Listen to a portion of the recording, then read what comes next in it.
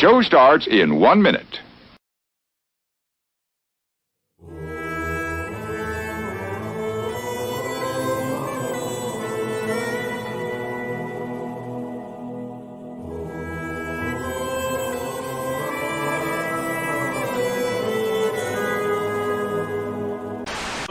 Good evening, folks, and a hearty welcome to our drive-in theater.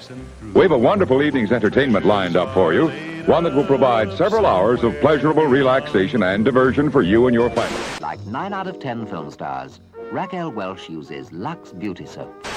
Well, no, I like to be a woman and a man to be a man, you know. We hope you'll make this a weekly visit. You love the tasty array of snacks we have to offer. Bring your friends. There are always wonderful new pictures to see. We hope you have a wonderful time.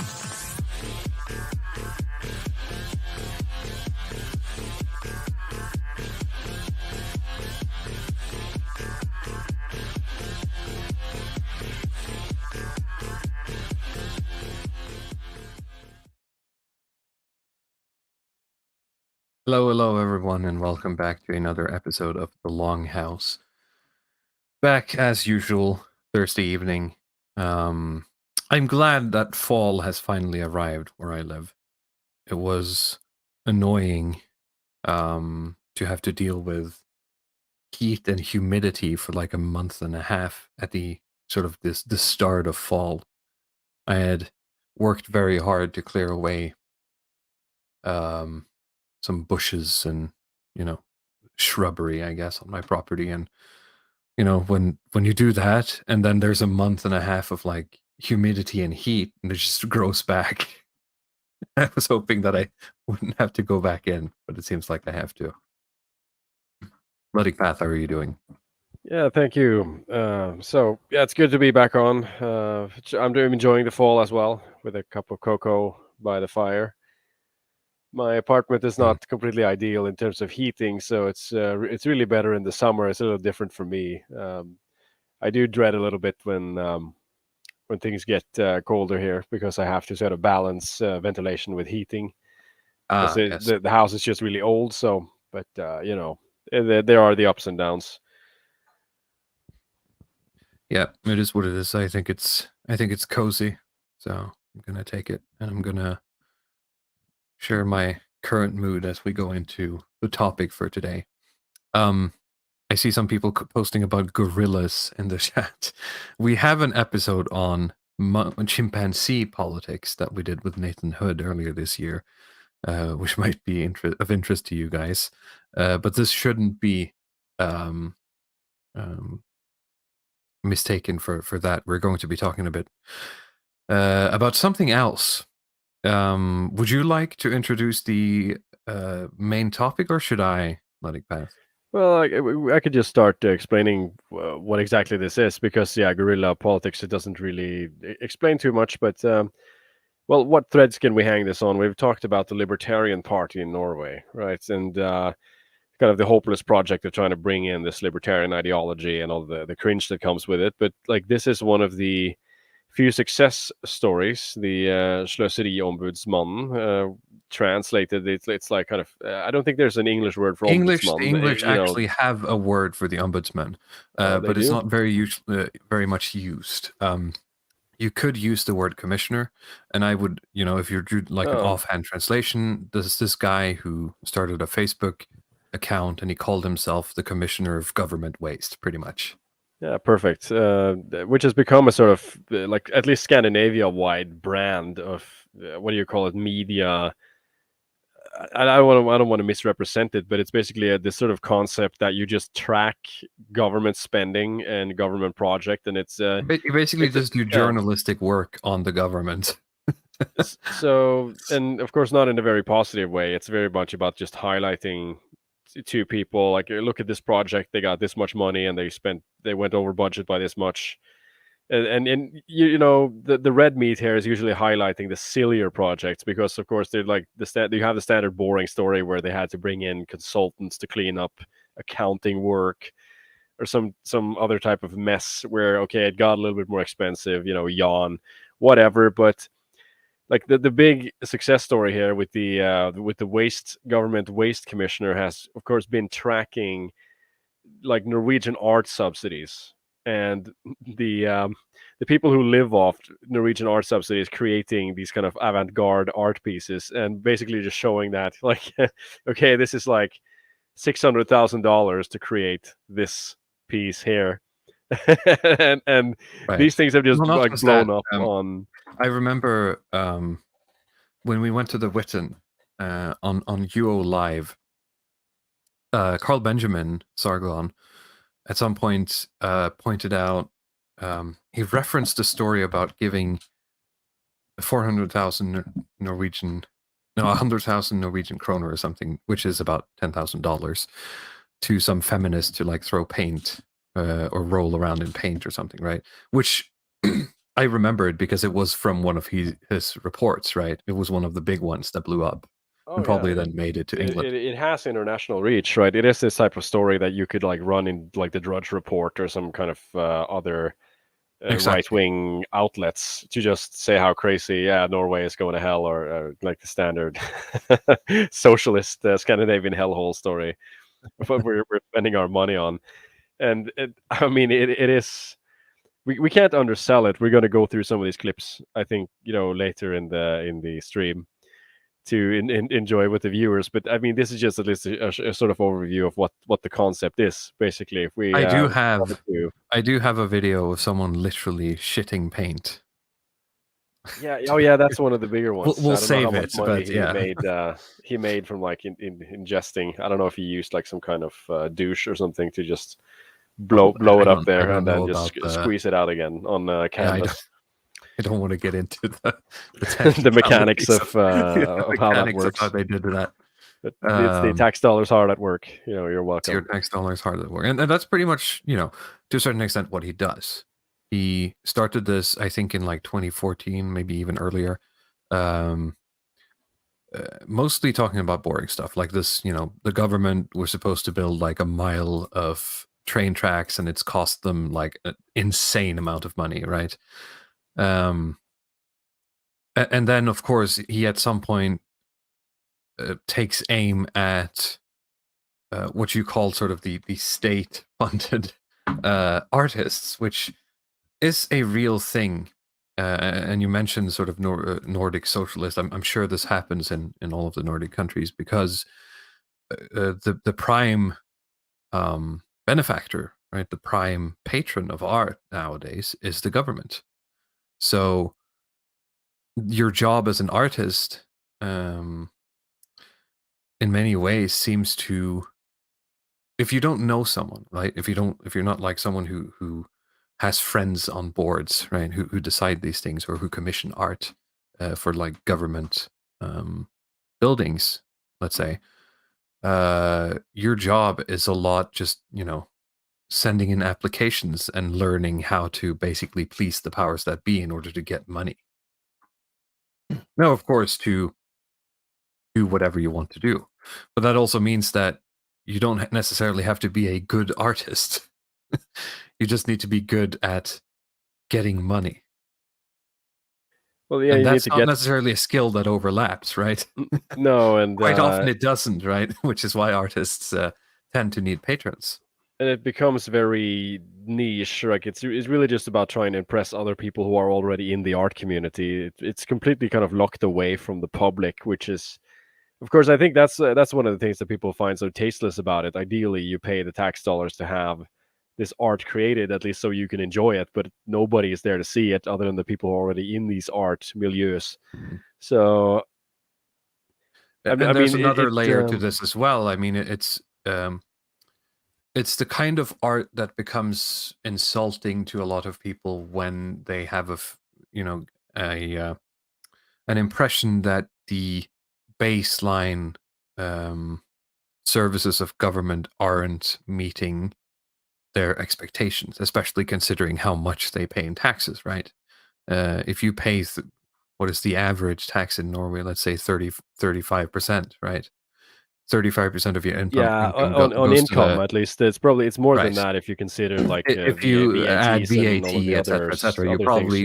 yeah, you're probably hitting 50% of your income goes to taxes, right? Yeah, say 50, least. maybe 60% for a middle class Right. person, I think, with an okay salary. You would expect that the services would at least, be there and be great when you need them, but they don't really seem to be any better than anywhere else, and in some cases they're worse. And then on top of that, your kids aren't getting lunch at school, and some feminist is getting money to getting like millions of kroner to basically shit paint. It adds insult to injury to a lot of people. I think it does. So, I mean, particularly now, but of course, the Slöseri Ombudsman, I mean, it did start, quite a while ago, even when the economy was doing a lot better. So, but I think, of course, the audience is only going to grow the tighter the economy gets for people, and people are just going to be a lot more attentive, I think, to these kind of budgetary things. At least I hope so. If they're not completely like sucked up in a lot of these international geopol stuff, which unfortunately I think they are. But yeah. Fair enough. See. Theo Kerner says, my experiments, I'm not sure if you saw this, but he went out and bought, you remember we talked about fizzy water last week. He went out and bought the Pellegrino to test it up against some brand I've never heard of. But the experiments concluded no results in carbonated versus flat versus mineral water. Must continue my studies. Well, good luck with that, Theo. And we'll await your... Did you do blind studies or what? Don't know what he did. Maybe he'll follow up. Russell Burnham says, your basic rate of this income tax is 35%. I thought it was bad in England. Well, it's a progressive tax, so I think it starts at, depending on how much you earn, right? It starts around like 22%, and then it has tiers. But you quite quickly get up to 35%. You don't really have to get much over the median wage until you start hitting the 35%. Yeah, that sounds correct. I don't know if we want to nerd and sit and look at these tables. They can I'm not going to bring up tax tables. That's going to just derail all of this. But what's important here is that the what of what this ombudsman is doing and the how is something that is only able to happen because of the digital technology, because of the social media, which is why I ended up calling this guerrilla politics, because that's in a sense what it is. If you can sort of pop up out of nowhere and just start taking pot shots at nodes of corruption. Now you might not necessarily get away with like changing anything in that sense, but you might, shuffle things around enough that you can do something else elsewhere. I think in terms of time spent, I think like every hour spent on making these video compilation is worth more than trying to do marketing for the Libertarian Party, professing the positive values of like what do you call, like praxeonomical economics, like free markets or something. To be honest, like just spending your time talking about how shit everybody else is. It's usually better about, politically. Proselytizing about Hume isn't gonna turn anyone over to your cause, unfortunately, or John Locke for that matter, or Mises. Not that doesn't mean they're not correct. It's just you're not gonna anger the boomerwaffen by talking about that. You're gonna have to hit them in the feels. And that's certainly something works similar to libs of TikTok, I think. Actually, that's kind of the yes. And if you can get the Karens on your side, you can, if nothing else, strong arm the democratic apparatus into giving you something, right? I'm not saying you're going to win automatically, but you at least have a platform. Yeah, I think like at least in terms of sentiment, you get a lot out of a little by doing it this way. It's probably the most effective way to spend, like I said, spend your time if you want to change people's minds. But what do you want to do? Should we take a look at some of these clips or dig a little bit more into the lore? I think I want to... One moment here. I wanted to Oops, I do not want to leave. I'm trying to dig through my notes here, and I almost left stream. Okay, so I'm gonna just dig into some of his older posts, just to get like a history of the type of stuff he usually posts, because it's an important, I think, part to understand that this guy doesn't necessarily go after artists all the time, and in fact he doesn't seem to do that much anymore after he got in trouble for it. So let me bring this up here and share screen. I'm going to dig into his backlog a bit just to give us some history. So this is something that he usually posts, right? This is from 2016, and he posts here about Oslo, capital of Norway. The district of Oslo has used. I can't translate Facebook posts, by the way. I'm sorry, but this case is this article here is basically about how they spent 500 million kroner, which is, you can probably just divide by 10 if you're in England or the US. So 51 million tax dollars or tax money to buy apartments and houses for asylum seekers, and some other stats about how they spent money last year, 38 million to build new apartments, etc. So this is the usual stuff. And I didn't bring this up necessarily to hit on the immigration thing. It's just a very typical post. This is the structure. This is what he does, and he posts some, links or sources in the bottom. And then, the boomers in the comments are like, "This is an outrage," and then nothing happens. Next up, this is even further back, 2014. Again, Oslo. 2015, the budget for 2015 has a lot of cuts, but they chose to keep 100 million kroner to have an application for the Olympic Games instead of, shoring up the budget that was already faltering. What's the red pill on the Olympics, by the way? I mean, because oh yeah, Here we go. there we go with some of the good stuff. I just came to think about this sort of stuff. That, of course, it does. It is an important service to ensure that there's a minimal amount of waste in government, but there's also a sort of petty element that comes with this stuff, right? Where it's like, you can't just spend money on anything. Like, if you're gonna do, let's say, like large festivals or like the Olympics or stuff like that, I mean, it is very costly.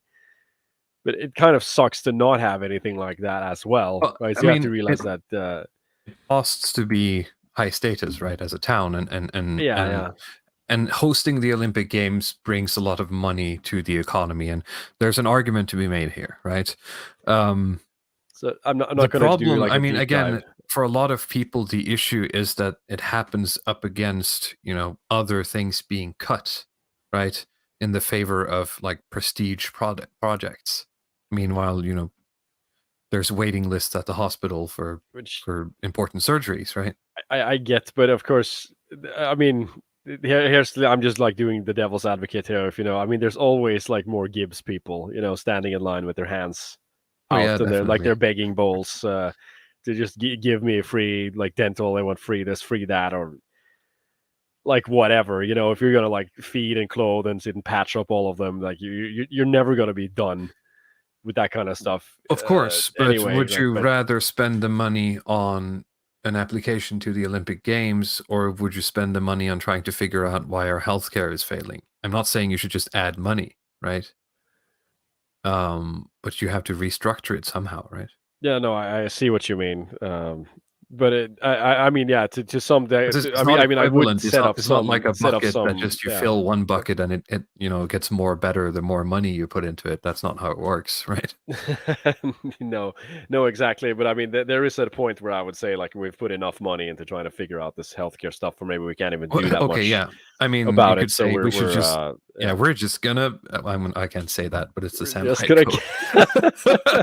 Um, We're doing the Canadian healthcare style. Yeah. Here. We're doing this Olympic stuff. I don't care. I want the Apollonian Sure, I Apollo would to rather have shine the down on us. Olympics than Canadian healthcare. Well, I will You've not convinced me. disappoint the Greek statues on Twitter. Oh yeah, let's take a fair, look at yeah. this. We don't want to this make shit them show mad. here. So artist Mia Habib gets 11.2 million tax kroner, again, divide by 10, from the state over a period of 4 years. And he has made a collage of one of the theater pieces or whatever you can call this that sort of is that the jury was impressed by, I guess he's saying. Let's see here.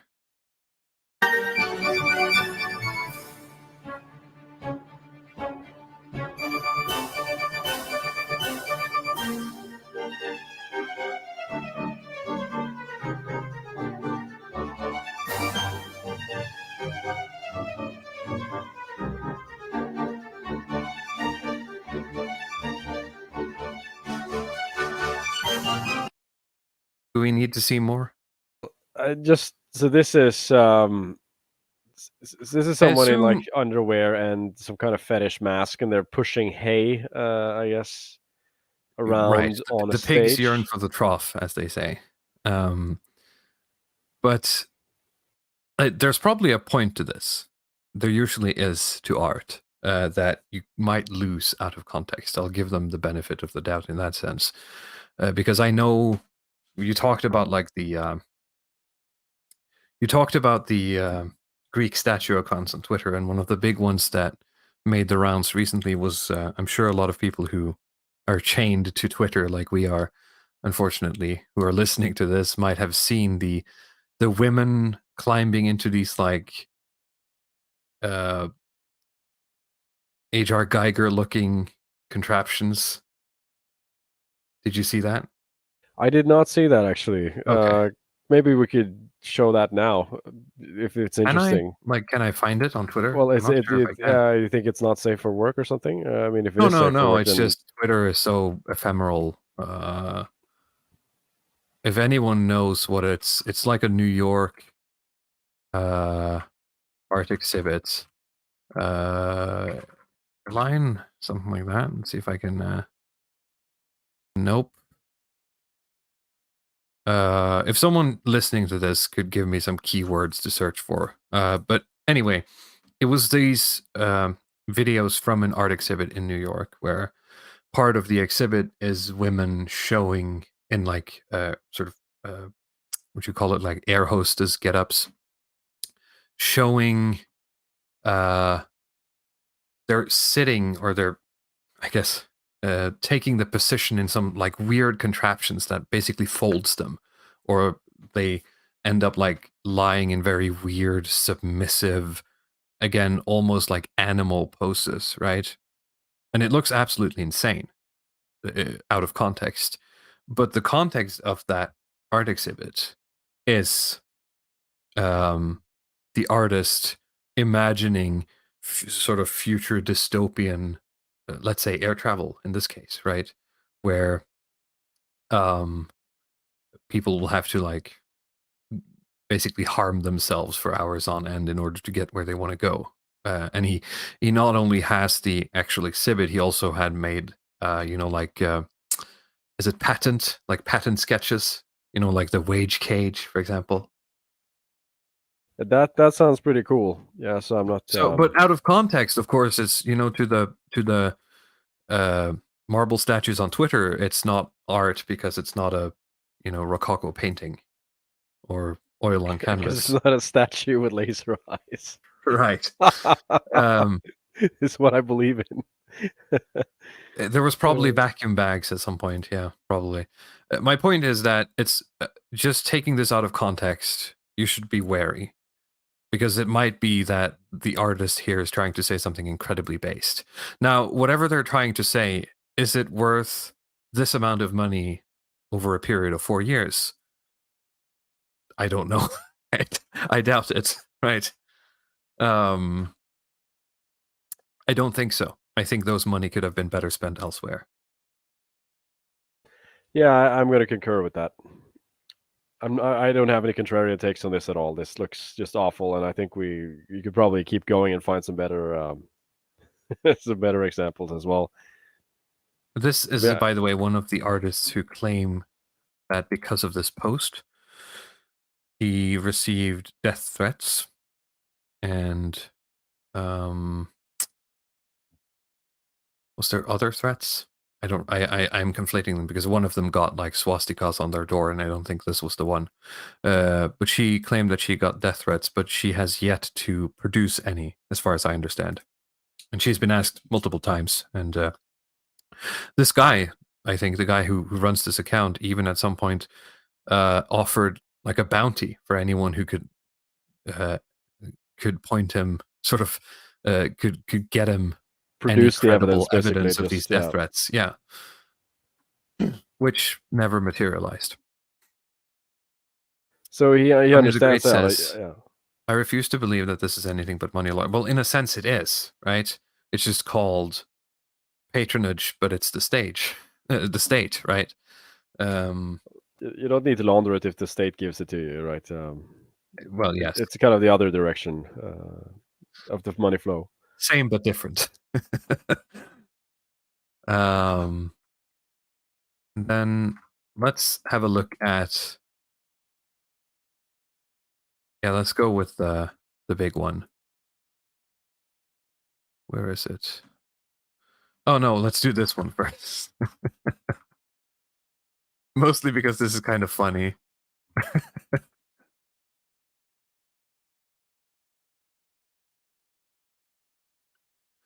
So this is Michelle Marie Leiter got 400,000 Norwegian tax kroner to communicate with salmon. And she communicates on Skype because she lives in Berlin. And she tries to communicate with the salmon in an aquarium. And that's the art piece that she... well, you know, the result of that, Skypes you know, that the journey might also be a part of the art piece, right?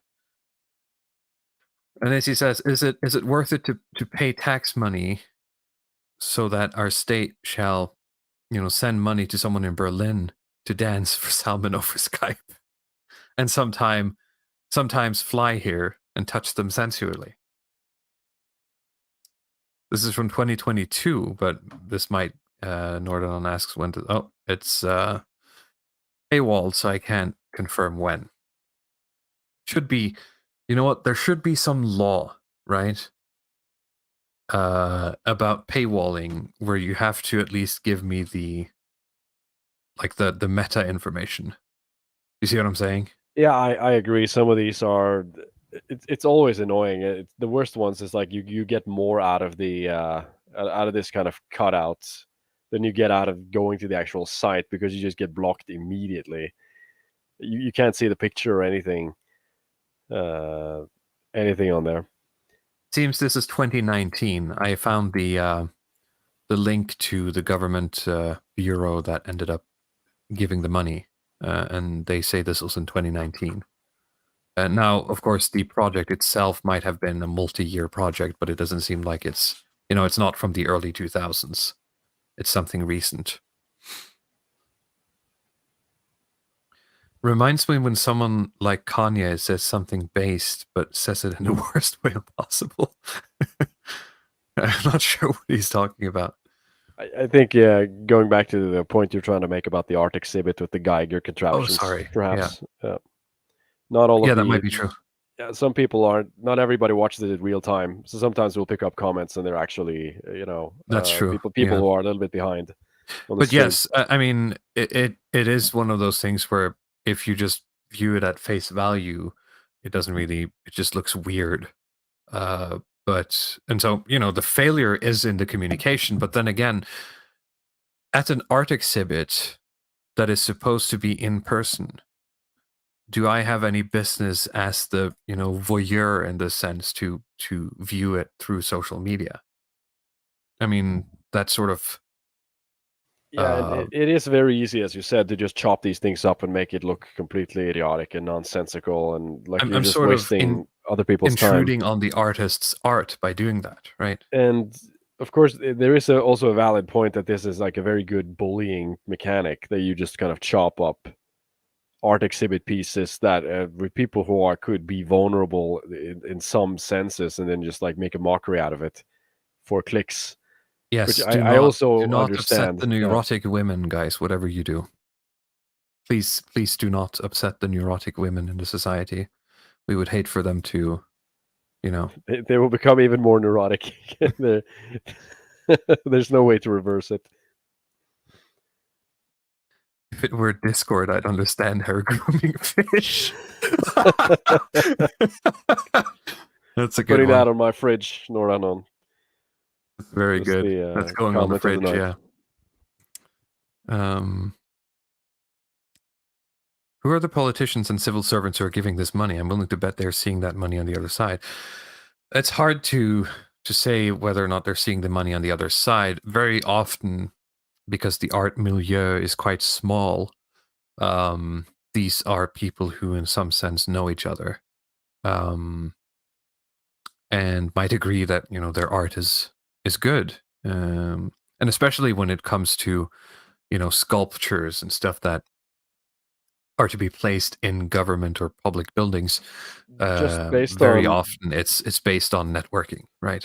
Well, just based on my gut intuition about the system, it's probably not like some kind of elected politician that has selected this specifically. It's just No, they'll sit in it's usually budget and say, commissions and juries and people who we're work in the art they're putting departments. off this much money to art, right? And then that trickles down to a bureaucracy somewhere, where you have people who aren't politicians, where, like you said, you have these networks of people who know each other and they know how to send the applications and so on, and it just ends up like this.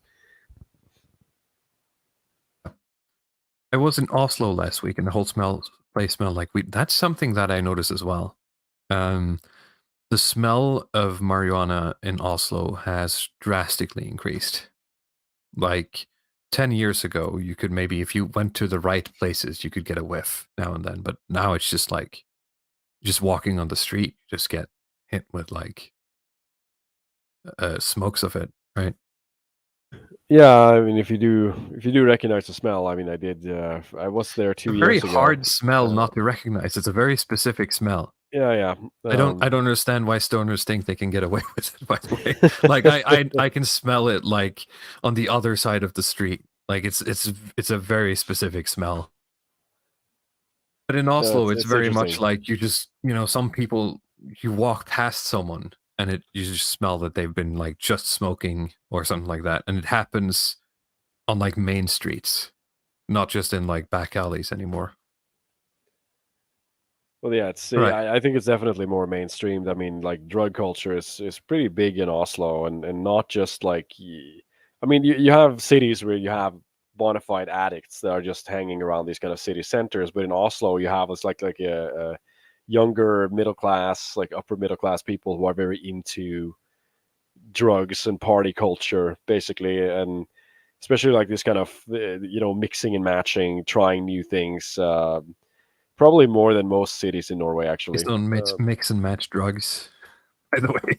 Yeah, it's not a good idea, but let's say like people who are into like raving and stuff do ecstasy, and like you have that dude weed. Yeah. But I'm saying, if you sought out those areas or those people before you'd smell the weed, nowadays you just smell it randomly. It's the smell of the city, right? Sometimes something hits you, right? And that happens way more than it used to. I mean, usually when I've been there, it's been like for work, so maybe I'm a little bit more sheltered from that stuff. Even when for work, like in the business district, you just walking on the street, you just smell it. I'll check that out next time I'm there, to to see if it's gotten worse than last time. But Let's yeah, see. not an I almost endorsement. got run over by e-scooters as well. He says, "Yeah, that's a problem too. I've heard. Also, why all the stupid coffee shops that don't call themselves cafes but concepts? I'm not sure what that means, Chris Luno. Maybe you can follow up. Well, But thank you for the £10. You do have a lot of these guys. I saw an article about like the guy who does like the horrible bar, like the miserable situation concept or something. It was just called like some kind of like art pub where everything was just supposed to be horrible and look psychedelic and stuff, and he had to close it down because he wasn't getting customers. But I wasn't sure what he was even expecting. If it's like if it's just designed to give people was headaches. he pining for like the rundown pub aesthetic? Was that it? No, it's the opposite of the rundown pub. It looks like being inside of a nightmare. Basically, it's sort of supposed to be like a bad LSD trip or something. To attract people. So he made as kind of something an art horrible. exhibit. People didn't like it, and then he had to shut down. Yeah, then he had to shut it down. So yeah, it's probably because of racism. Yeah, I mean, he was like a white guy. He was probably frequenting one of these, these milieus that actually engage in this kind of art, money laundering, as you say. So I guess it's just hard to peddle that stuff to the mass man. But yeah, I mean, people do try that in Oslo. It's not a lot of places in Norway we actually have these kind of concepts pubs, but there's enough of a revolving door of tourism in Oslo to the point where you can actually do these gimmick cafes, right? I mean, it's not like in Japan or anything, but at least they'll try some weird concept. And well, yeah, I don't know why they don't call it cafes. I wish I knew. I feel like it's a bit of a millennial thing as well. There's like concept eateries, for cafes, sure, and it's very strange. Just like, come to this restaurant and we'll just do food, but in a weird way. There's something else with it, right? Yeah, so, you've shared some of these like beer. What do you call it? This kind of beer enthusiast, beer connoisseur memes, like with that kind of millennial Wojak guy. With right. The mouth yes. Open. It's like, oh, what do you want? It was like I want the shitty beer that's got the funny sticker on it, right? Instead of, I'm all for local breweries. Please support local breweries that are making good beer. But you're importing shit from across the globe that looks like shit and tastes like ass. Like, why are you doing this? With like the most meme branding, and like it's just gonna be saved by this kind of Reddit tier, soinks wee branding. Yeah, I hate it. It's like quirky millennial shit. Yeah, 100% wholesome Chungus beer. I mean, that wouldn't probably my exist. Skin right? is crawling. Yeah. If it's a concept that can charge more for the experience, yeah, fair enough. Fair enough, but still, it's the fact that it has to be a concept to charge more just is indicative of, the hive cities. I don't like it. Russell Burnham asks, what smells worse, weed or surströmming? Well, I'm going to say surströmming. I mean, weed doesn't smell necessarily that bad. It's just a very distinct smell. Yep, it does hit you quite hard. Very pungent, as they say. If see a cafe where the menus are written in salmon language. Now you're onto something, Lux Holmes. Maybe you'll submit that to the government. Maybe you should be getting these art grants and not these people. I'm gonna set up. I'm gonna need help from the lawyer friends in the audience and in the milieu here, because we're gonna set up a scheme where I funnel art money from Norway directly to someone like Fen de Villiers. That could get even worse headlines, I imagined, if I'm if sure it's figured it out, Maybe I'll apply. Maybe we'll style the Longhouse as an art piece. We'll say that we're infiltrating. Yeah, it's worth. What are we even infiltrating? I don't know. We're infiltrating something, right? And that's we'll the art come piece. up with it. Yeah. We'll do an what idea is it? The session. sensitive young men community. Yeah, that's it. Oh God. Often the staff doesn't speak the language at these bars. They'll be staffed by hipster expat who only speak English. Just a cherry on top of your flat IPA with a cool sticker on it. Well, you apparently have more experience than me with it. I'm just glad I don't live in Oslo, honest. And to be fair, I mean, there are good restaurants in Oslo, but don't go to these places. Just go to real restaurants.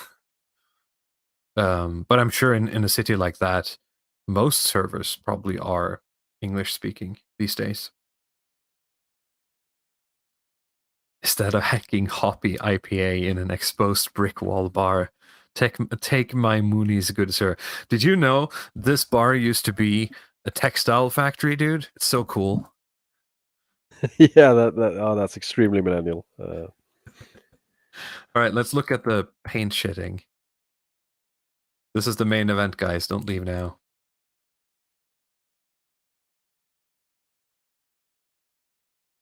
I was like, he's had to censor some of this, and he has censored it with the logo of the Norwegian Art Council.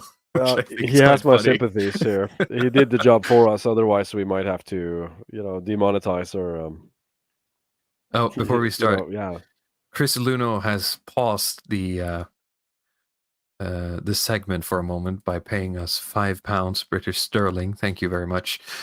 The concept cafe I stumbled into didn't have chairs or tables, and they chose the coffee for you. Well, that sounds horrible. So you're just standing there, and they give you like some random coffee, and that's it. They just give you like Was it like an elevator like or store something? filter coffee? Yeah. They have no employees. It's just a coffee machine that just randomly picks it for you, and well, it does sound up. It sounds more like a concept than a cafe, actually. So I understand why they would use that name. I once went to my first and only experience with a barcade was in Sweden.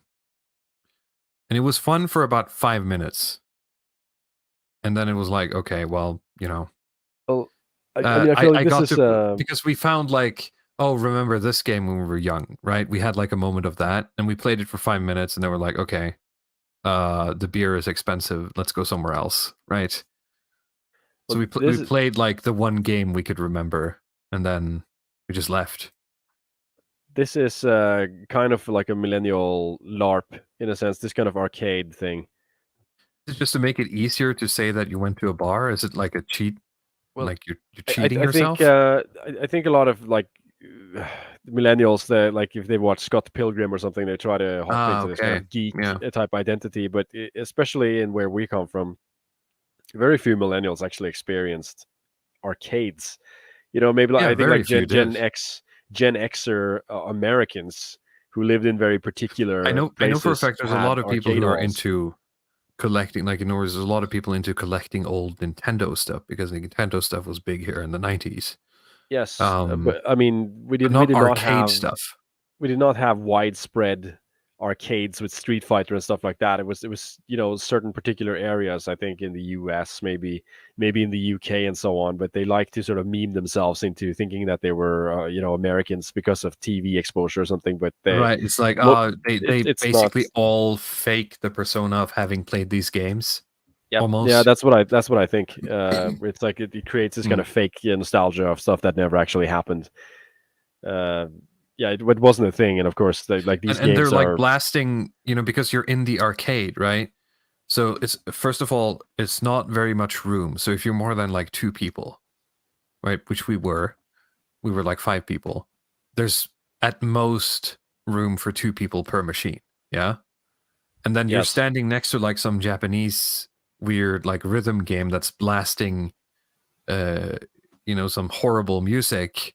So you can't really talk to each other, right? And the beer is like twice as much as it costs somewhere else. So then what we did was we just went to a pub, right? So we could just have a chat. Yeah, it's it's weird. It is just a really weird concept. The whole arcade machine. Even at the time, I hope they were cheaper, to be honest. I hope they were like you could pay really low amounts of money to play these games. The one I went to in Sweden, most of the games were free. Okay. I think you had to pay a cover charge to get in, right? And then once you were in, most of the games were free. Some weren't, but most of them were. When which I is was at probably also why the beer was so expensive. in Oslo, they used like tokens, right? But you still had to pay Okay, to you have get to pay for the tokens for these tokens. Yeah. machines. Yeah. Well, but as I said, that's my first and only time in a barcade, and I don't really have a need to go back, honestly. Let's see here.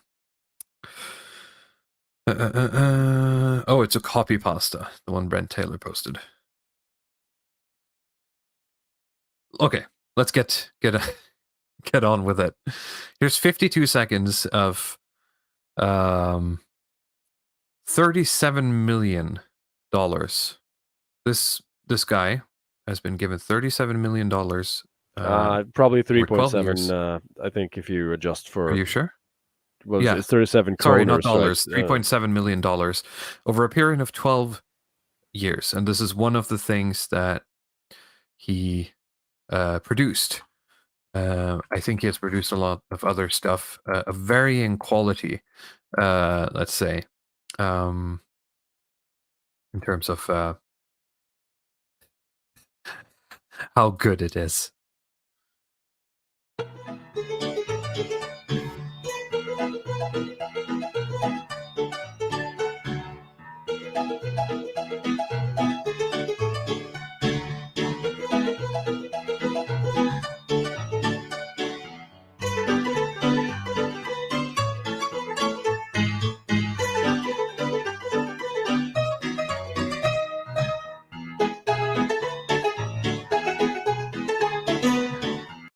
That's pretty much it.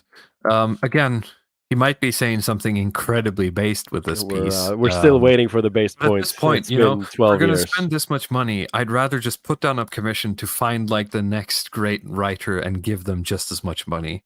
Like I'd pay so much to have them hunt down the next sort of like big author. Do you see what I'm saying? Like big philosophy author or something. Just find a great man. That's all I'm asking. I'd rather just have a stipend for like a commission whose job is to find a capital G great man. Yeah, I don't think the great man of history is a rent seeker, right? But See, and that's the problem, right? Because it's the state hunting for quality, and it's not going to work. Yeah, that doesn't work that way, no. But I mean, the libertarian argument that's brought up here is that why can't they just do this with their own means? Like, can't they just find some way to privately do this as a hobby? Considering that people have hobbies that they spend ludicrous amounts of money on. To pay for this when push comes to shove, right? It has to happen via. Yeah, but what about like subsidies? Take like his own means or something? That's the question is like he could pay for it himself if he really wants to do this stuff. Or at least you'd think that's possible. Why should he not apply when the government is right there and they're willing to give him money? No, I totally get it, but there's something just rancid about the whole concept of this. Like, it exclusively just survives on government funding, and you have to make the argument that this is the same apparatus, right, that is responsible for basically keeping our cultural history alive. Because if you want to do like old theater pieces, right, or big ones, like let's say from. Let's say you want to do a Grieg concert or something like that, right? People aren't in general willing to pay the amount of money that is necessary to keep that stuff alive, right? At least not now, because they're taxed 60% of their wages, right? I somehow suspect there would be difficult even if they weren't, exactly, and that's a completely valid point. But that is the sort of the same institution that funds this also funds our cultural heritage. So it's hard to just say shut it down, because it's the same system, right? The same logic results in this, strangely enough. Yeah, and of course, but indirectly, trying to run devil's advocate here again, you could make the argument that, okay, we have to set off a certain amount of money to some avant-garde stuff, right? And maybe like 9 out of 10 is just going to be crap. It's just going to be absolutely worthless. But maybe we could produce like one artist that has something interesting to say, and that's worth creating 9 paint shitters or something. It's at least an That argument doesn't that I can really seem to be the understand. case, though. Honestly, No, it, it does seems not. to it seems to be just paint shitters, right? It's paint shaders all the way down. uh, well, yes, you can shut that one specifically down, but you're going to have to take a sledgehammer to a majority of the system in order to fix this. And so it's a very difficult problem. I'm not saying it's not mutually exclusive. You're right, but fixing it is harder than just saying, just stop the money, because you need to have direction, and a bureaucracy doesn't really have direction. It's an organism. It only feeds on more, right? I need more money, more work, more. Well, let's call it. Reason for existence, right? Or justification, right? A bureaucracy always seeks to expand its justification, and by extension, expand its power, because then it becomes a castle, right? In the Juvenalian sense, and it can rival other institutions in society. And if you're lucky and if you're good, you get to rule. But that's in the future.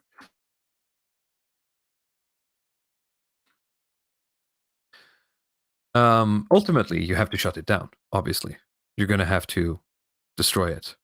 You have to do a purge. Oh yeah, We will purge the system. I recall AA saying this stuff like, "This is why Stalin snapped had to purge." This is why the mold bug basically has the nice version of this, which is just lay off everyone, right? Just take the hit economically, monetarily. Just lay them all off, give them a pension, and start over, right? Yeah, I mean, I think a lot of it will happen if the economy gets worse. Stuff like this is the product of just having too much money in general, right? If these budgets are extremely tight, you don't get stuff like this, right? I would be really surprised if you have some of these like former Eastern Bloc countries actually spending money on shit like this. This is interesting. Yes. This woman was given 12 million, so $1.2 million over a 4-year period for developing and renewing the performance tradition and bridging the gap between stage art and visual art, I suppose. There you go. Did you succeed? I'm not sure based on the footage here. Well, this is if it worked. This is why she got the money. This here in specifically is something she has done before. So I assume I guess this is expanding it. Maybe because she's doing it in what looks to be like a garage. Yeah, it's not a stage. What like really does surprise me is the sort of the value, the actual money numbers here. Because if you were to like, I mean, they're basically getting incredible salaries to do this. And I'm just imagining what I could do with like half that money. Like, if I could pay people a median salary to do whatever I want, what could I accomplish? Right? Because It's this is interesting to basically think paying about, for 4 people or something. Yeah, it would be really nice to see if they had some kind of like had to live or some type of budget explaining exactly what the money was used for, or do some accounting or something. Because it. I mean, some of it, of course, goes to the production of the art pieces itself, no doubt, right? I don't know if it's just considered like they just get it as a salary, so they can live off of while they're doing this full time or something. I would have to research that actually, because Yeah. that's very. I don't want to say something wrong here, but I would assume that you get a stipend, right? This is not like a lump sum of $1.2 million. It's a 4-year period, so I assume it's a stipend, right? You get like it's earmarked money in a certain sense every X months, right? Yeah, that sounds. Yeah, it's a sound guess. But at a certain point, that money is also for you to exist, right? It's your salary, at least the main artist, if nothing else, right? You don't need to an artist and then expect them to do it in their spare time. That's not how this works. Yeah. I think if they live in Oslo as well, the living expenses are pretty high. I assume there's some reflection in that, right? I mean, if you could pay someone who lived in some kind of shit town to do this, you could pay them a lot less.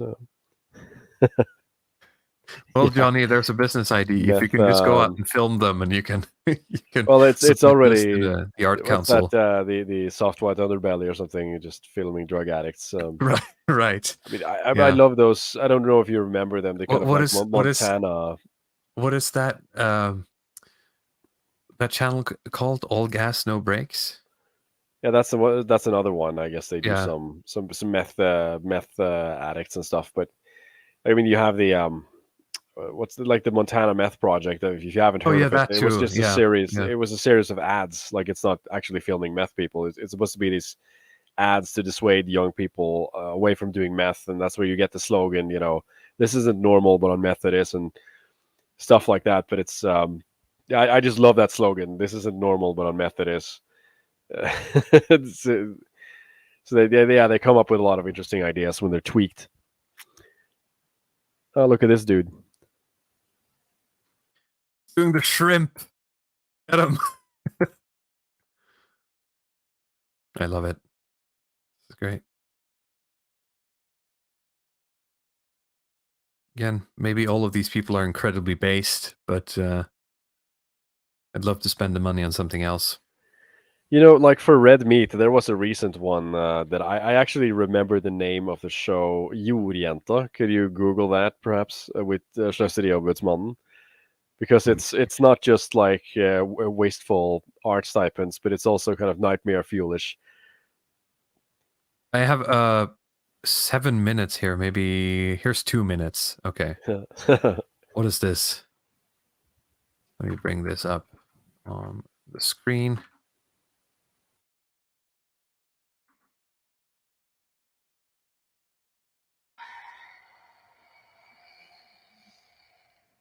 Oh, I've my mom bought this like board game which was basically these. Have you seen these? It's like I guess dentists use them. But you put that in your mouth and then you try to like say specific words and it gets funny, right? You have a So laugh. it is actually like a practical dental stuff, because I assume that this was some kind of like fetish gear or something. No, I think they're like I've had those versions what like funny ones, but I think I've seen similar stuff at a dental clinic. That would make sense, actually. But I think this is the funny ones, to be honest.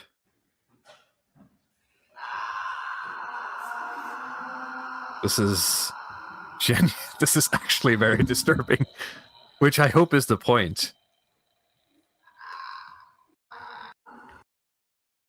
Okay, 10 minutes later. What are they doing?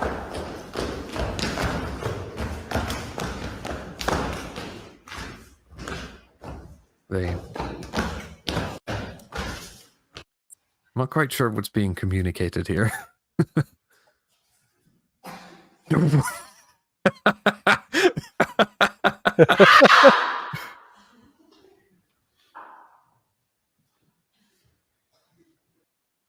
15 minutes. Jesus Christ. Like, are they playing roles in a sense? Like, are they being like animalistic tribal in a sense? Oh, they're done. Oh, very cool. Put your clap emojis in the chat. Clap for the girls. Yeah, it's beautiful. This is true art. This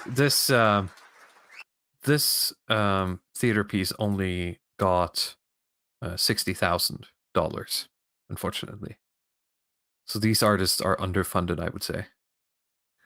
They kept it going for 50 minutes, apparently, which is... Well, you got a little bit of show taxing. for the money, at least. Yeah. Yeah.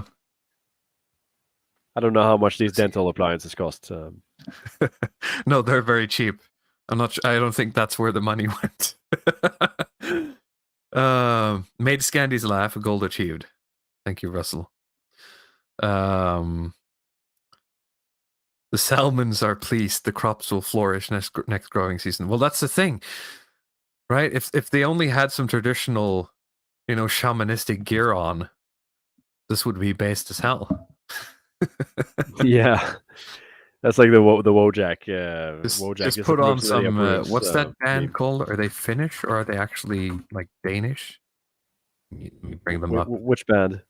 Heilung, which is a sort of art project / band who they translate Bronze Age Nordic texts, or try to basically infer them and make lyrics out of them, and then they make like traditional Bronze Age They folk music. put on It's some black it's a dresses very and let me. It's kind of it's black metal-esque, yeah. Well, not black. Oh my god!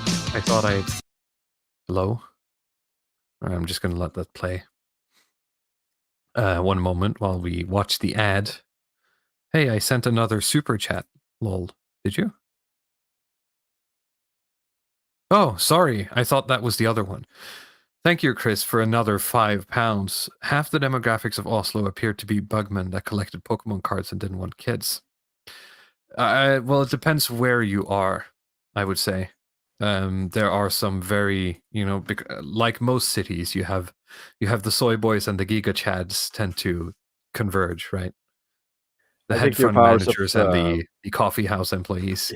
Yeah, I think you're quite astute, to be honest. If you were in the center of Oslo, right, there's a lot of those people. We've talked about it before. Especially like software devs, I think that are like the sort of childless they're bugmen. especially susceptible. Yeah, because it's very standard. Like if you have gotten an education and you want a software job, the easiest place to start is Oslo. So a lot of people move in there, and I mean, I did that. I didn't move there, but I commuted just to get the job experience. And I moved out again so I could work closer to my home with some seniority. But it's typically the people who stay in Oslo who just want to live there. It is like your typical bug man because you can't afford to have kids there, right? The real estate is too expensive, but you have access to a lot of this kind of bugmen communities, whether you want to do like fucking 2D fighters. I haven't lived there long enough to be able to say anything on it. I haven't lived in Oslo at all, so. Well, it's just my experience working there, like talking to colleagues and like the kind of people there. I mean, you have all this kind of like bugman communities, just beer gardens and video games. Yeah, people who want to do like craft beers and people who play like Tekken professionally or something. It's all bugmen, and sometimes you go to some of these bars. It's just all like software devs talking about other fucking DevOps pipelines or some geeky stuff. So it's very familiar. Yeah. Northern says thinking women LARPing as shamans is based is very millennial view. Well, I was a bit tongue in cheek when I said it, but let's unpack that for a moment. Like, if in based world, right? in the world where we win, would you rather fund someone who's like legitimately trying to revive something like that, or would you fund, well, the three screaming girls? You're gonna get girls screaming anyway. It's about daring to be authentic in your wish for something deeper, really. Sometimes you're gonna have to be cringe. I'm sorry, guys. Can you bring up the CK facification comment there about software devs? Where do you live, CK?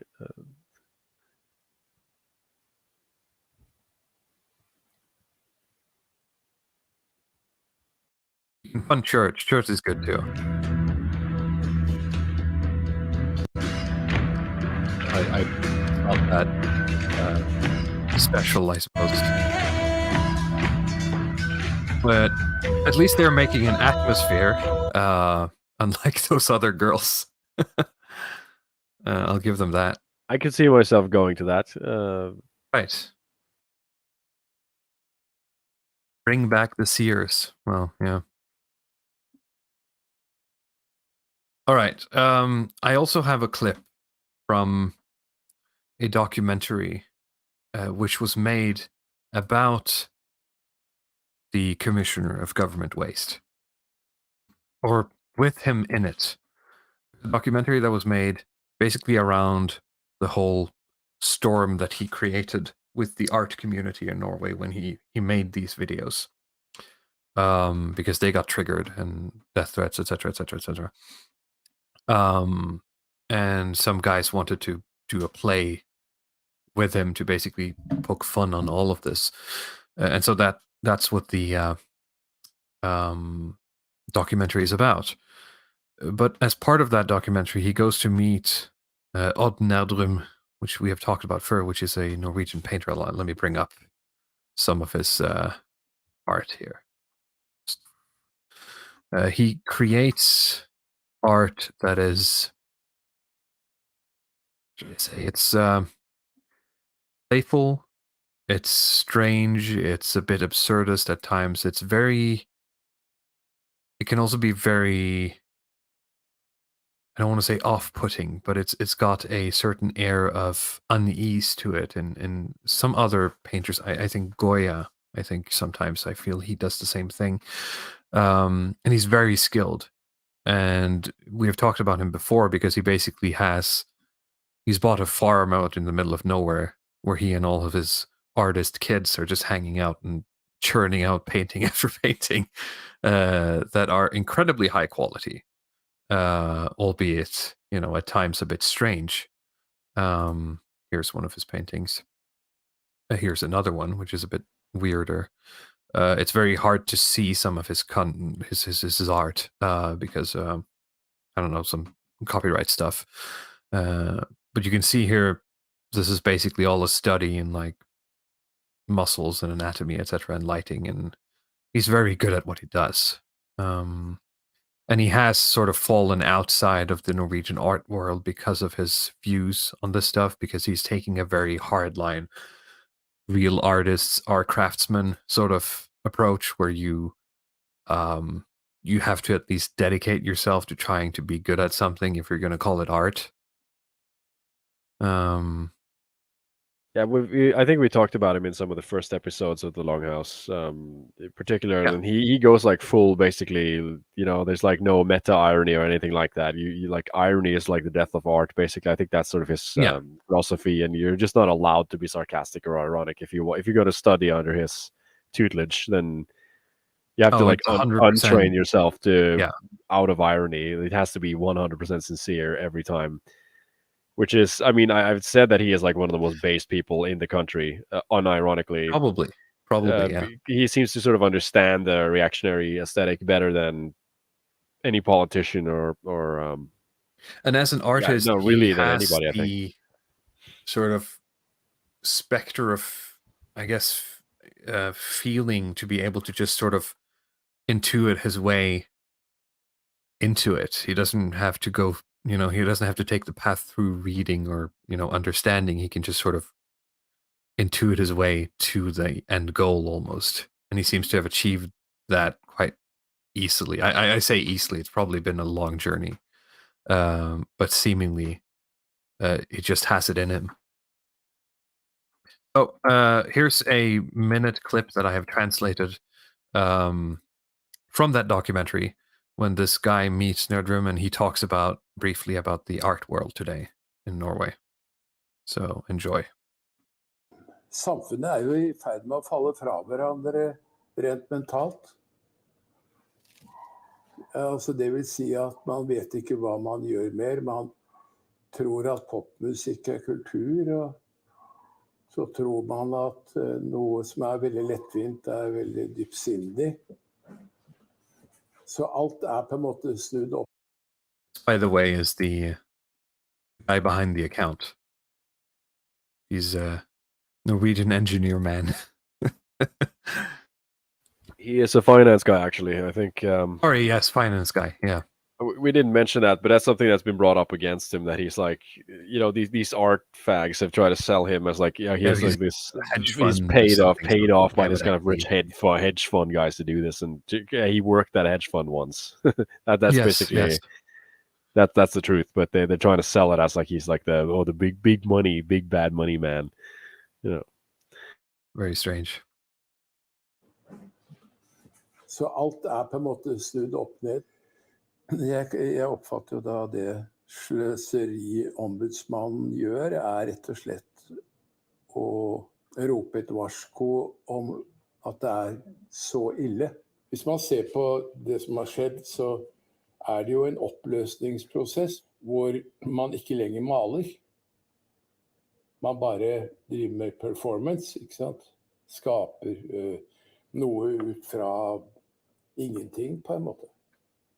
Ja, bare se på denne pantevæsken lenge nok, så kan den til slutt bli veldig betydningsfull. Hvis den gjort av en person som har gjort seg kjent på en eller annen måte. All right, so that's that, really.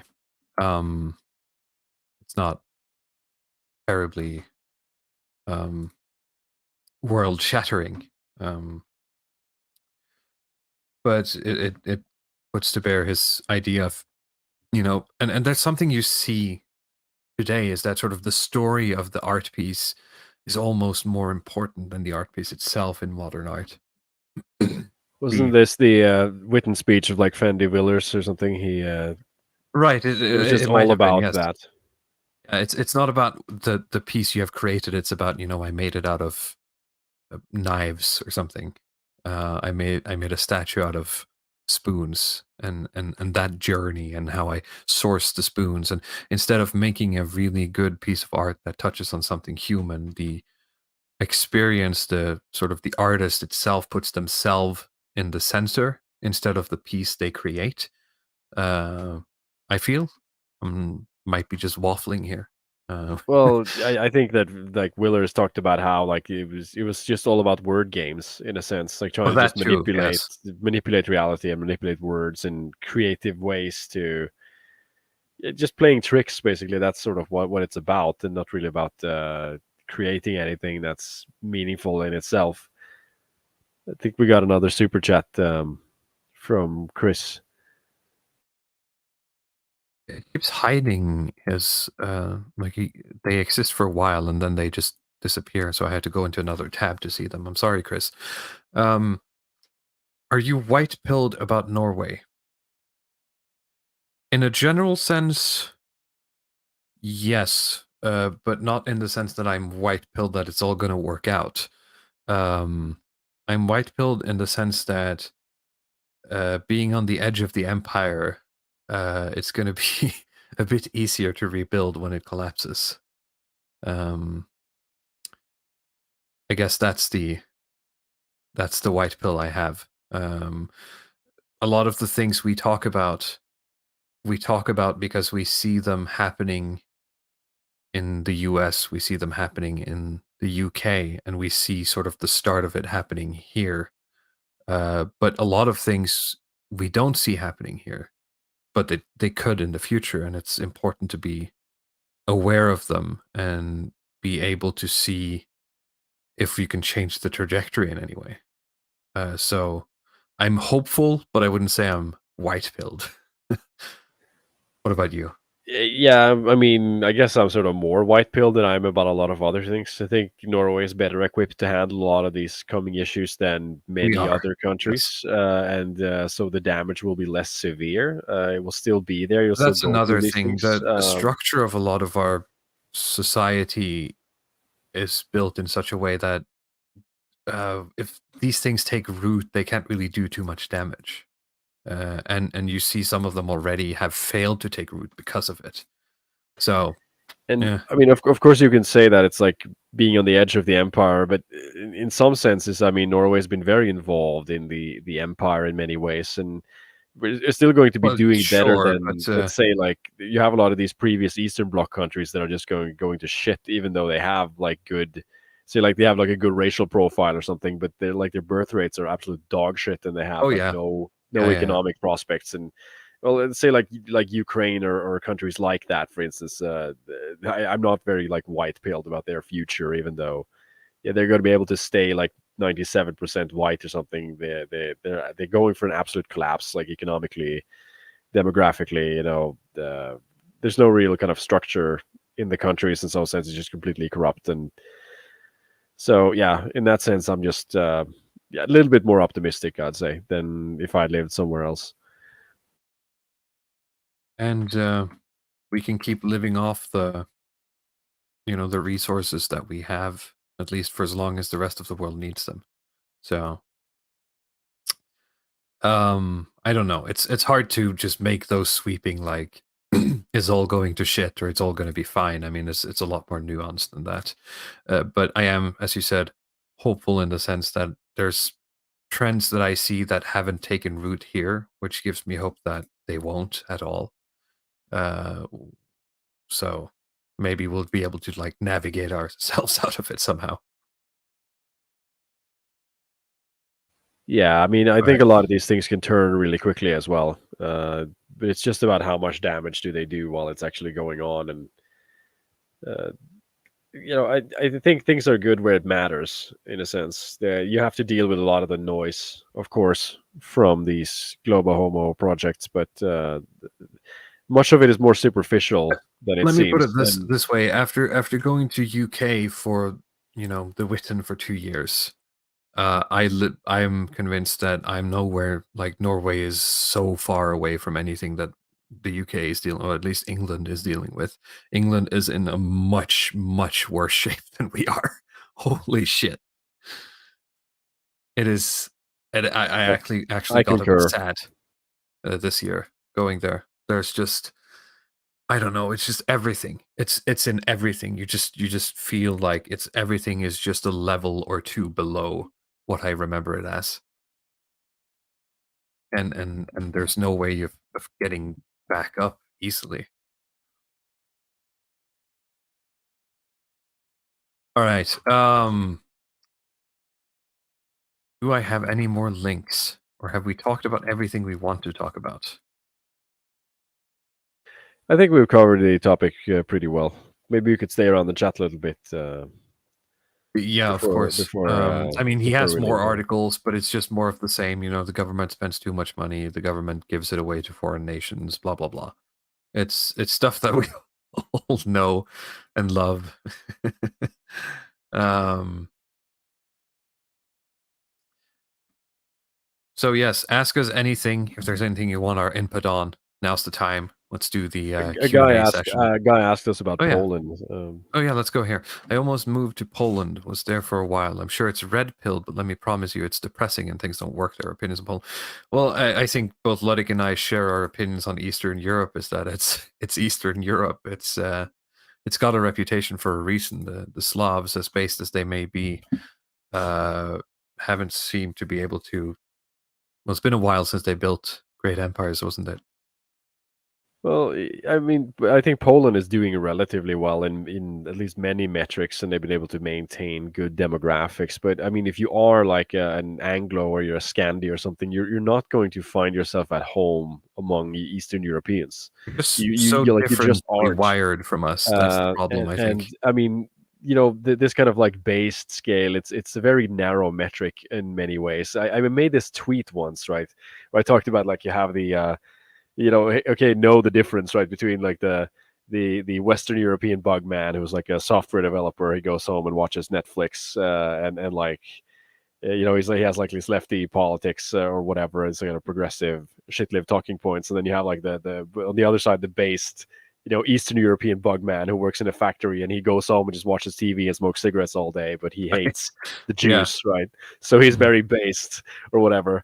I mean, there's Yeah. so He many of doesn't these like like immigration, so he's yeah, based. yeah. So But these everything these like else is Eastern, that's almost the default mode for like a lot of these Eastern Europeans, just being total bug men who do nothing but work and smoke cigarettes and just hate minorities or something. But yeah, that on the base scale, maybe that's something that looks good, but it's not going to be very stimulating for you in terms of trying to live with that. build, potentially a nation with it. I mean, I don't see Well, they're we're going to be workers, all right? demographics I is mean, there's destiny, then I don't want Eastern Europeans next door either, right? well, I mean, yeah, you're gonna have to choose as well as that. I mean, we're keeping the demographics intact to some sense, but like the Norwegians of 50 years from now, they're going to be diluted quite a bit more than they were, 50 years ago. I can tell you that for sure because there's. I mean, we're bringing in people who are, middle class, relatively well educated, white passing, and so on, but they're not Right. like ethnically original Norwegian at all. So there will No, be like a mild kind of dilution of the ethnic ethnos, but yeah, but it's not. I mean, you don't want to become like a total Slav, basically. They are Slavs for a reason. I mean, there's like, I remember my grandmother talking about how she just fucking hated Slavs, and they just like belonged in small huts. Basically, they should just live in a small hut, like and just pick the potatoes and just shut the hell up and just And she had these long rants What about was how the this. Roman account we read in one of the Leo streams about the Slavs? That sounds like the same thing, basically. Just rolling around in the mud, I think was the quote. Yeah, but I don't think that was the Slavs. I think that was like the Celts or something. I think that was In England. Estonians. Yeah. No, I think it was Estonians. Sorry, the rolling around in the mud. That's referring to the swamps, the bog people, but that's a different one. Yeah. Leo read something about like Estonians, I think. Okay. At this point, I'm considering moving to Afghanistan. Well, I mean, see, that's the thing. It's Based Muslims. You're right. gonna Like, live with your why do based you have Muslim to? brothers. Why do you have to equate sort of people who aren't like us just because they have one thing in common with what you want? You have See, to basically adopt their entire being. I learned like with some of these Israel Palestine posting on Twitter. The Twitter wignats have educated me, and they have explained to me that basically all of the Jews in the West sit inside of a room with a button where they press that button, and every time they do, a white character turns black in one of our favorite TV shows. And you see, the based Muslims, they don't do that stuff. They No, they don't don't. they don't turn our characters black. And as soon as Hamas kills as many like Jewish farmers as they can, and then that's the kind of blackening is going to stop. We're going to get the good Yes. Netflix shows back. We're going to go back to Fresh Prince. So I've been, I know that our based Muslim This brothers stream is now they're going to solve this demonetized, by the problem. So way. I proudly support Hamas. And yeah, God. that's my take on that. Let's see here. Blah, blah, blah, blah, blah. There was something. Which country in Europe is the most based? Asked Chris Luna. That's another Based one. on what? On what? Yeah, literally based on what? Well, I mean, if you talk about JQ, then it's like Poland or something easily, right? But I mean, a lot of people just say like Orban is super based, but you're going to run into I mean, is he Hungary based for has the you? same, That's the question, right? has the Is he same going to be based demographic for a Norwegian issues, guy? right? No, he's not. He's going to be based for Polish people probably, but I'm not a Polish man, so they're always going to be bugmen. That's okay. That's how hierarchy works, as long as the elites are good. That's true. I wouldn't try to create a society that gets rid of the median, in a sense, because there's always going to be a median. But it's about creating a society where the median is flourishing and taken well care of, where they have a place and a people, a Trumptum, if you will, right? Where even though you are part of the median, your average lot in life is actually better, right? Spiritually. Yeah, let's hope so. Aren't some Slavs descended from Scandinavians? I don't remember that offhand. Nope. Yeah, no, that quote is about the Brits. But there's another quote we read in one of our history streams, I think, which is about the Estonians, I think, because he talks about like rocks or like sand or something on the beach that the Romans bought, which the Estonians didn't really know what was for. And the Romans were like, holy shit, you have so many resources. And they didn't know what they had, basically. It was somewhere in the Baltics or in the, yeah, I don't know. I wouldn't leave this country no matter how much I hate it, says Nordanon. What do you call a nationalist who hates their own country, by the way? A dissident? I suppose. Well, I mean, I think, just going back to this kind of Twitter wignat point, there has to be some point where, okay, you sort of are unhappy with like the elite or the kind of ruling caste in a country without actually actively wishing for the destruction of that country and inviting or sort of cheering for like outer hordes of barbarians, that's right? right. Basically being a traitor, right? So there has to be you some wrote to point me in between today. that.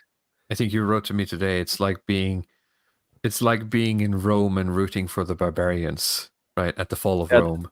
That's how I feel about a lot of lot of people, like sort of the like a lot of the sort of pro Russia wing of the writers, sort of the pro Hamas if you know wing. anything about the perennial tradition and even your own culture, if you're from the Nordics or England, I mean, the honor is in fighting to the bitter end, because there is hope ultimately, right?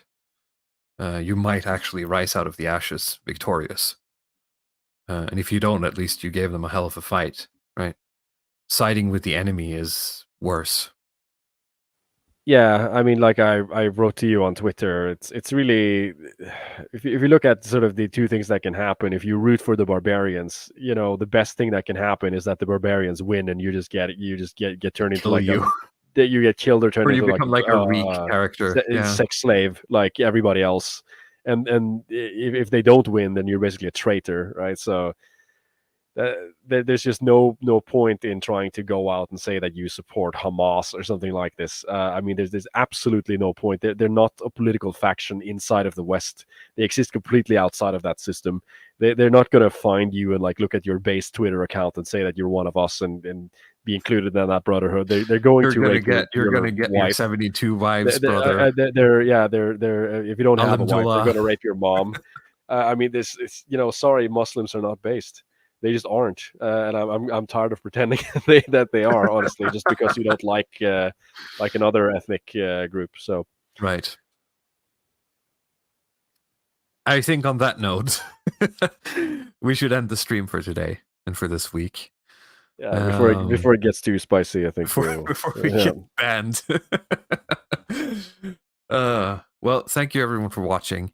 Keep an eye out in the future. We have been invited onto Guide to Culture's the Cameron Film Festival. I don't know when that will be, but you know, keep an eye out. We'll be appearing there at some point. And then I suppose until next week, have a good weekend and have a good night. Anything you want to say before we leave? Oh, damn, I forgot to promote Praxarchy, actually. That shows how tired I am. Yeah. But damn, yeah, I should have done this earlier in the stream. Maybe you could just like share a YouTube community post or something later, just to promote the site. But I will quickly do it here. I mean, we've reworked the entire Praxarchy.com. Maybe you could just like bring it up quickly. So that now this is like a kind of basically an aggregator for all kinds of dissident content. This is very useful. Authors page and just get basically get articles from a lot of these prominent Substackers and influencers in this space, all put into one place, so you don't have to go and parse through all of these Substacks and check if they're up. And you know, there's a newsletter here. You can sign up for free and get articles. I mean, everything. If you pay money, it's completely voluntary. So there are people in our spaces that have put a lot of work into it. So it would be appreciated if people jump in, you know, and check out the product. Yeah, this is very useful. Before I used to had more like manual. I would go like once a week and check Praxarchy, but now it's aggregating a lot of stuff, which is really good because you can just check it almost daily and there's someone who's posted something, right? Yep. Well, okay, but that's that. We'll just have to. I'll advertise it. Remember to advertise it better next time. Right. Thank you guys for watching, and we'll see you next week. Bye-bye. See ya. Bye.